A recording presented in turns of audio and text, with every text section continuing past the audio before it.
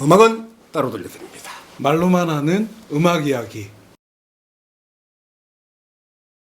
지난 시간에 마지막으로 218번째 곡이 마일스 데이비스 63년도 앨범 Seven Steps to Heaven 이라는 앨범에서 I Fall in Love Too Easily 라는 곡을 이야기를 했었는데, 마일스 데이비스가 1950년대 중반에 시작한 첫 번째 그레이트 퀸텟, 거기에 맞물려서 섹스텟, 마일스 데이비스 섹스텟 시절을 지나서 또 중요한 밴드가 1960년대 중반에 결성한 마일스 데이비스의 세컨드 그레이트 퀸텟, 두 번째 그레이트 퀸텟. 그냥 퀸텟이면 퀸텟이지 그레이트란 말을 붙이는 재즈 역사상의 중요한 밴드라고 일컬어지는 마일스 데이비스의 세컨드 그레이트 퀸텟은 누구냐? 자, 일단 리더인 마일스 데이비스 트럼펫 연주하고요. 테너 색소폰에 웨인 쇼터, 피아노에는 그 유명한 허비 앤콕, 베이스에는 론 카터, 지금 현재도 생존해 계시는 거장 중에 거장. 베이시스트고요.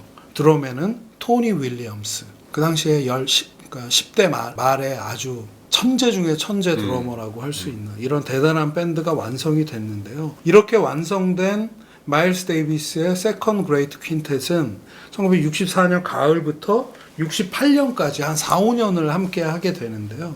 개인적으로는 저는 마일스 데이비스의 첫 번째 퀸텟, 존 콜트레인이 있었던 그 첫 번째 퀸텟의 연주가 더 제 취향이기는 하나, 이 밴드의 음악도 정말 대단한. 그래서 모던 재즈가 비밥 이후에 이렇게 흘러오면서 64년 정도 됐을 때 이 마일스 데이비스의 두 번째 퀸텟이 시작된부터는 방향이 또 한번 틀어지는, 모던 재즈의 방향을 바꾼, 기존의 하드밥이란 스타일에서 포스트밥이라고 불리우는, 밥 이후의 밥이라고 해서 포스트밥이라는 재즈의 서브 장르를 만든 밴드라고 해도 과언이 아닌 밴드가 탄생을 하게 되죠. 219번째 꽃고무는 마일스 데이비스의 마일스 데이비스 at 플러그드 니켈 시카고라는 앨범이고요. 이 앨범은 65년 연주, 라이브 연주를 담았는데 76년에 일본에서 처음 나왔고 82년도에 미국에서 발매된, 뒤늦게 발매된 라이브 음원인데요. 온 그린 돌핀 스트릿이라는 스탠다드입니다. 69년도 9월에 바로 이제 이 밴드가 결성되자마자, 멤버가 갖춰지자마자 서독 베를린에서 라이브 실황 앨범을 이들이 내는데요. 마일즈 인 베를린이라는, 저 개인적으로는 아주 좋아하는 라이브 연주인데요. 64년 가을 연주를 담아서 65년에 나온 앨범인데요. 이들의 스튜디오의 첫 앨범은 이드메인 65년도에 1월 달에 녹음을 하게 되는데 ESP라는 앨범을 내게 되고요. 이 앨범을 통해서 제가 아까 말씀드린 모던 재즈의 방향이 바뀐다는 첫 신호탄을 내보내게 되는데, 그러니까 재즈계를 좀 놀래켰다고 하는데요. 이 ESP 앨범부터 재즈의 방향이 바뀌었다는, 아까 제 설명이 가능한 가장 제 생각에 지적이고 영민하고 그 당시 가장 앞서 있었던 재즈를 했던 그런 그룹이라고 말을 할 수가 있겠는데요. 이 밴드가 탁월하다고 생각하는 점은, 그러니까 전에 다른 밴드가 보여주지 않은 그런 어떤 새로운 인터플레이를 보여줬다고 생각하는데, 이들의 인터플레이에 대해서 평론가 존 노리스란 분이 모든 연주자가 언제나 서로의 연주를 예리하게 듣고 있다, 서로가 주고받는 미묘한 신호, 즉 어떤 힌트와 방향에 민감하게 서로 반응을 하고 있다. 그러니까 약간 집단 즉흥 연주 같은 느낌이랄까? 그러니까 마일스 데이비스가 솔로를 하는 동안에 피아니스트가 소위 말하는 컴핑이라고 이렇게 받쳐주는 연주가 아니라, 피아니스트는 피아니스트대로 뭔가를 하고, 특히 베이스는, 론 카터는 그냥 이렇게 워킹 베이스만 하는 그런 정도가 아니고, 베이스는 베이스 나름대로의 어떤 이야기를 하고, 특히 이 19살, 결성 당시에 19살짜리 토니 윌리엄스는 밴드를 이끌려고 하는, 제 생각에 과도한 어떤 리듬을 계속 바꿔서, 그러니까 서로 이런 게 섞여면은 엉망이 될 수도 있는데, 마일스 데이비스는 오히려 이런 걸 권장했다. 그러한 말씀 같고요.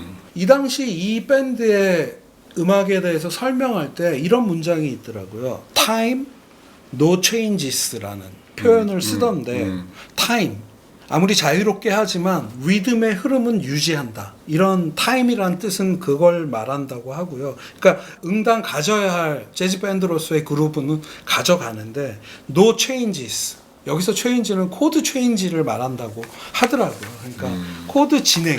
근데 no changes. 그러면 기존의 재즈처럼 코드 진행에 얽매이는 연주를 하는 게 아니라 코드 진행을 따라하는 연주가 아니라 그러니까 그걸 버리고 서로의 아까 말씀드린 아이디어가 연주하면서 나오면 거기에 자유롭게 즉흥 연주로서 서로 답하는 그런 연주를 했다고 말할 수 있고요. 그러니까 이 밴드는 기존의 선배들이 해오던 비밥과 하드밥을 기반으로 하면서도 그러니까 전례가 없는 자유롭고 혁신적인 사운드를 만들어냈다. 뭐 이렇게 얘기도 할 수 있겠고요. 그러한 면들을 잘 보여주는 특히나 스튜디오 앨범이 아니고 라이브 연주로서 이 앨범이 굉장히 중요하다고 생각하는데요. 마일스 데이비스 앳 플러그드 니켈 시카고. 플러그드 니켈 시카고는 시카고에 있는 재즈 클럽을 얘기하는데요. 그러니까 플러그드 니켈 클럽에서의 라이브 연주를 말하는 거겠죠.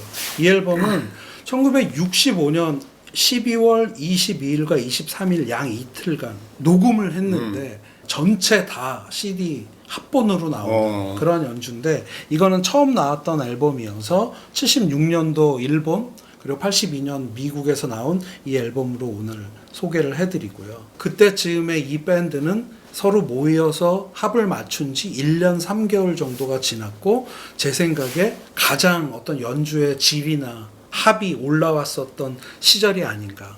이 시절에 이런 합을 맞추고 있다는 건 정말 이 멤버 개개인들이 대단했고 합으로서 이 밴드가 대단했구나를 느낄 수 있는데요. 오늘 고른 곡이 이제 온 그린 돌핀 스트리트 1947년도에 나온 향후 재즈 스탠다드가 된 곡인데요. 그러니까 얼마 전에 우리나라에 번역돼서 나온 책이 한 권이 있는데 블루의 세 가지 빛깔이란 책인데요. 그러니까 마일스 데이비스, 존 콜트레인, 빌 에반스 세 뮤지션의 어떤 일대기를 이렇게 막 섞어서 교차 편집하듯이 설명하는 그러한 책인데요. 이 책에서 이 앨범에서의 이 밴드에 대해서 설명하는 부분이 있어서 또 메모를 해왔는데 그러니까 이 앨범에서 이러한 스탠다드를 다루는 방식은 결코 향수에 젖어 있지 않다. 밴드의 멤버들은 언제나 그렇듯 명확한 지시나 계획 없이 리더가 주는 거의 텔레파시 수준의 신호를 따라간다. 이 당시에 마일스 데이비스 밴드는 공연할 때 곡 제목을 말하지 않았을 뿐 아니라 곡의 끝 마무리조차 하지 않았다. 각 곡은 끊임없이 다음 곡으로 자연스럽게 흘러갔다.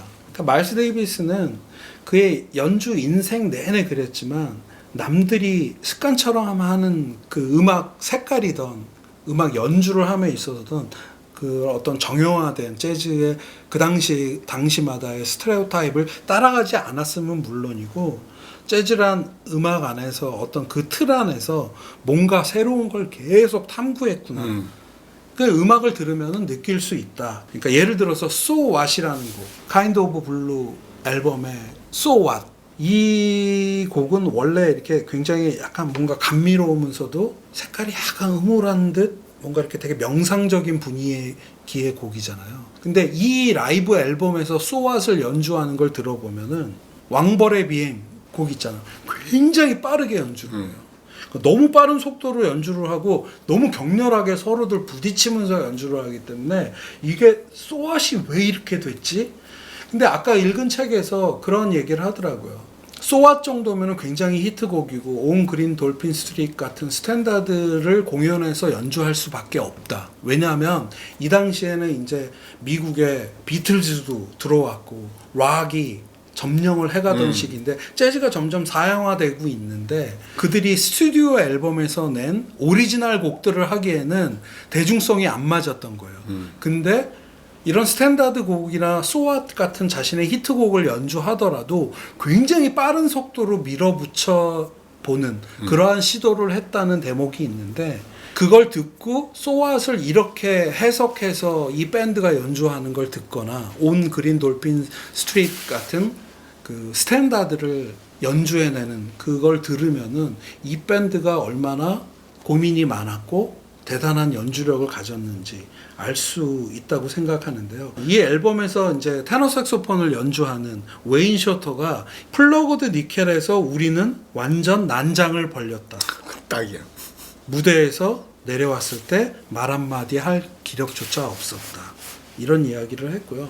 허비 행콕이 자신이 속해 있는 마일스 데이비스 밴드가 한 연주를 처음 다시 듣게 된 거는 녹음 10수년 후였어요. 82년도 돼서야 미국의 이게 앨범으로 나온 거예요. 그러니까 허비 행콕이 자신이 20몇 살 때 마일스 데이비스 밴드와 하던 음악을 82년도에 이 음반을 비로소 들었을 때 이렇게 얘기를 하고 있더라고요. 제가 기억하는 것과는 전혀 다르게 들려서 충격을 받았습니다. 정말 마음에 들었지만 그 이유를 설명할 수 있을지조차 모르겠습니다. 이 음악을 심오하다라고 부를 수 있겠지만 제게 심오하다라는 단어는 깊이 있고 우아한 것을 의미합니다. 그런데 이 앨범 속 음악은 우아하지 않았습니다. 이 연주들은 굉장히 적나라하며 담대합니다.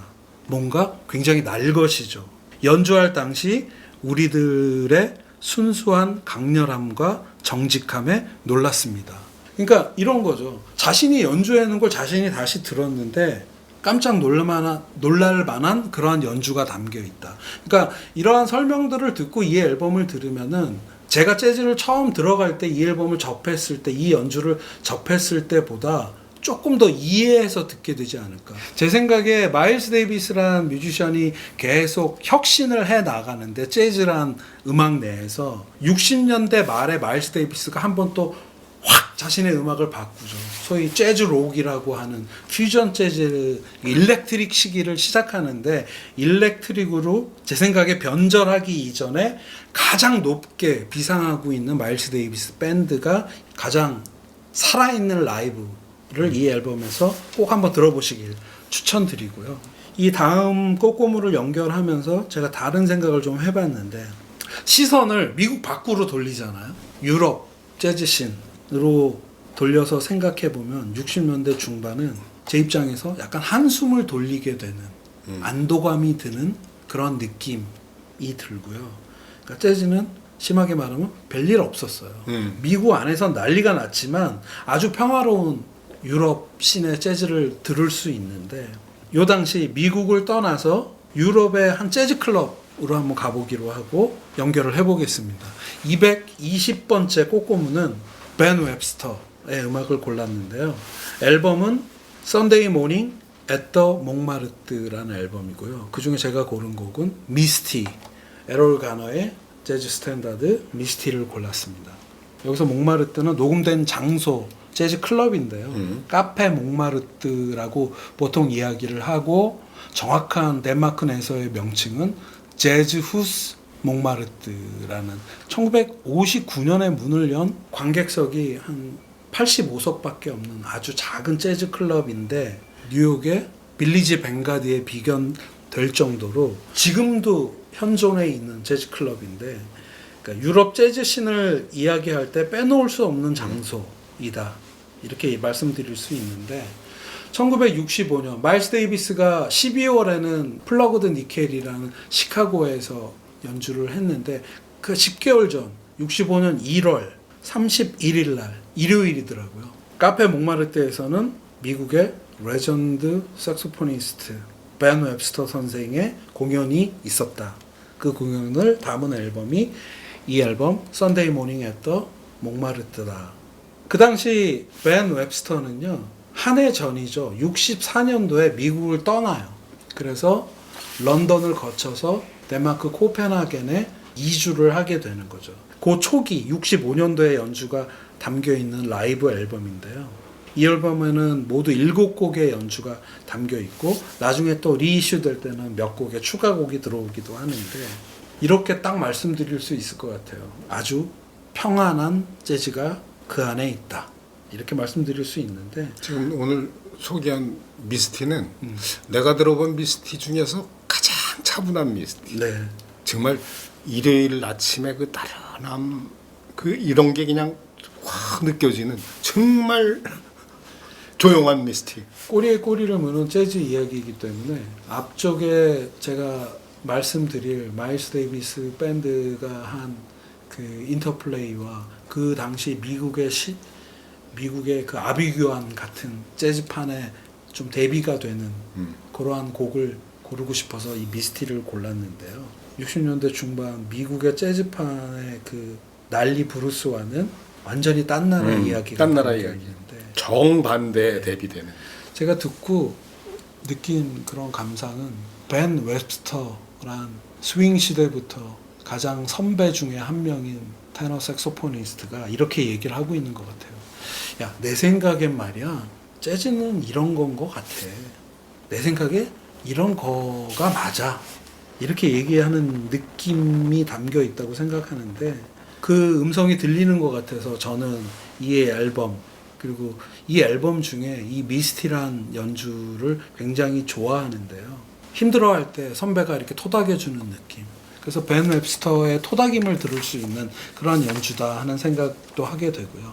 녹음 당시 65년도에 벤 웹스터는 56세였어요. 50대 중반에 본국을 떠나서 유럽으로 이주할 때 벤 웹스터의 마음은 어떤 거였을까?